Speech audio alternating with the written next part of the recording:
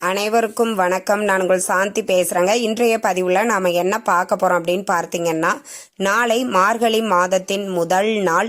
இந்த 3 வெள்ளை நிற பொருட்களை வாங்குங்கள், வீட்டில் பணப்புழக்கம் அதிகரிக்கும்னு சொல்லியிருக்கேன். அது என்னென்ன பொருட்கள் அப்படிங்கிறத பற்றி இந்த பதிவில் நாம் தெளிவாக பார்க்கலாம். இப்போ பார்த்தீங்கன்னா, நம்மளுக்கு நாளைய தினம் மார்கழி மாதத்தின் முதல் நாள் திங்கட்கிழமையோடு நம்மளுக்கு வருது. ரொம்ப ரொம்ப ரொம்ப விசேஷம். ஏன்னா மார்கழி திங்கள் மதில் நிறைந்த நன்னாளாம் அப்படின்னு சொல்லப்பட்டக்கூடிய ஒரு அற்புதமான நாளில் நம்மளுக்கு திங்கட்கிழமையோடு இந்த மார்கழி மாதத்தின் முதல் நாள் வருகிறது. மார்கழி மாதம் அப்படின்னு எல்லாருக்குமே ஞாபகம் வர்றது அப்படின்னு பார்த்தீங்கன்னா, ஒரு சின்ன சின்ன கோவிலில் கூட இந்த மார்கழி மாதம் முழுவதும் வழிபாடுகள் செய்வாங்க. இந்த மார்கழி மாதம் தேவர்களுக்கு பிரம்ம முகூர்த்த நேரமாக அமைகிற காரணத்தினால இந்த மார்கழி மாதம் அவ்வளவு விசேஷமானது.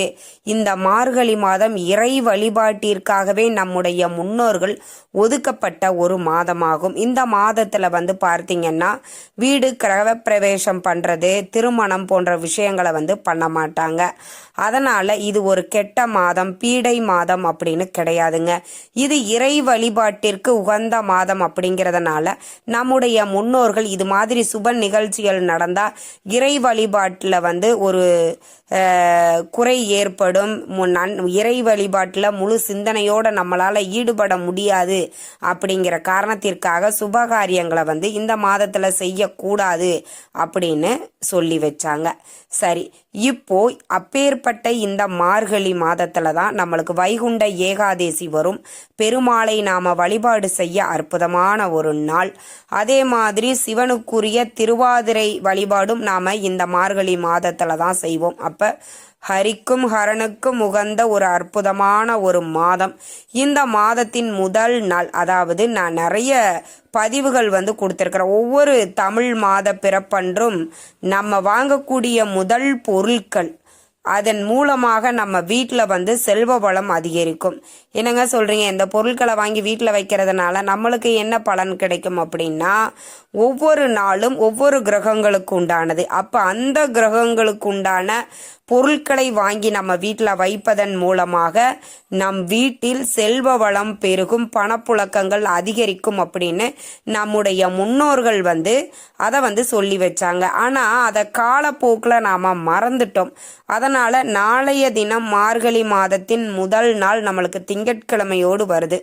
திங்கட்கிழமை அப்படின்னு பார்த்தீங்கன்னாலே நம்மளுக்கு சிவபெருமானுக்கு உரிய ஒரு நாளாகவும் சந்திர பகவானுக்குரிய ஒரு நாளாகவும் நம்ம பார்க்கப்படுகிறது. அப்ப சந்திர பகவானுக்குரிய தானியம் என்ன அப்படின்னு பார்த்தீங்கன்னா அரிசி.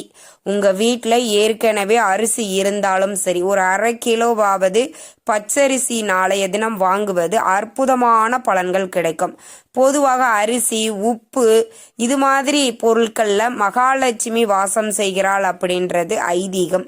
ஆக இந்த அரிசி நீங்க ஏற்கனவே உங்க வீட்டில் இருந்தாலும் கூட உங்க வசதிக்கு ஏற்ப 1/2 கிலோ 1 கிலோ அப்படி வாங்கிக்கோங்க.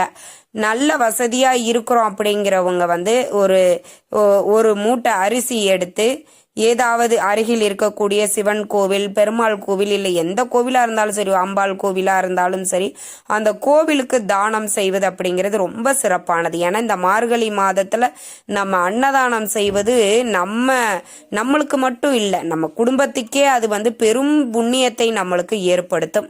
வசதி இருக்கிறவங்க அது மாதிரி செய்யுங்க. எங்களுக்கு வசதியெல்லாம் இல்லைம்மா அப்படிங்கிறவங்க வீட்டுக்கு தேவையான அளவாவது அரிசி உங்க வசதிக்கு ஏற்ப நீங்க நாளைய தினம் வாங்குங்கள்.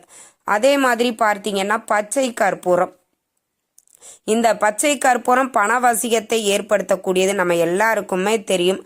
பெருமாளுக்கும் மகாலட்சுமிக்கும் ஒரு உகந்த ஒரு பொருள். இந்த பொருள் இருக்கக்கூடிய இடத்துல வாசனை மிகுந்து இருக்கும்.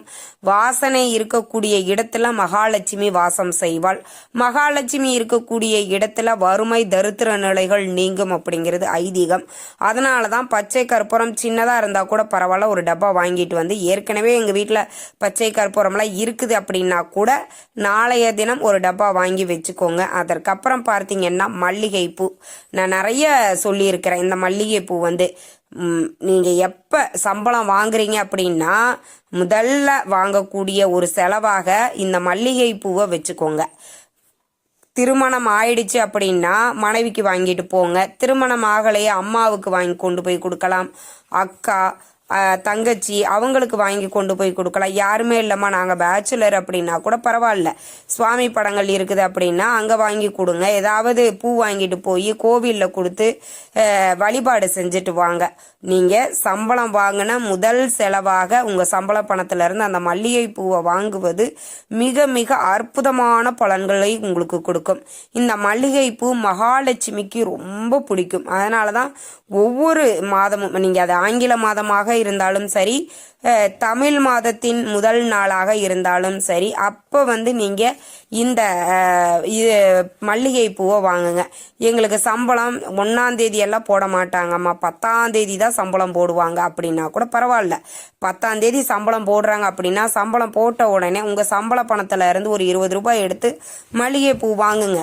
அதை ஒரு 2 மாதம் அதை நீங்கள் ட்ரை பண்ணி பாருங்க. நிச்சயம் உங்கள் கையில் இல்லைங்காம பணம் வந்து இருந்துக்கிட்டே இருக்கும். அந்த அளவுக்கு செல்வ வளம் அப்படிங்கிறது அதிகரிக்கும்.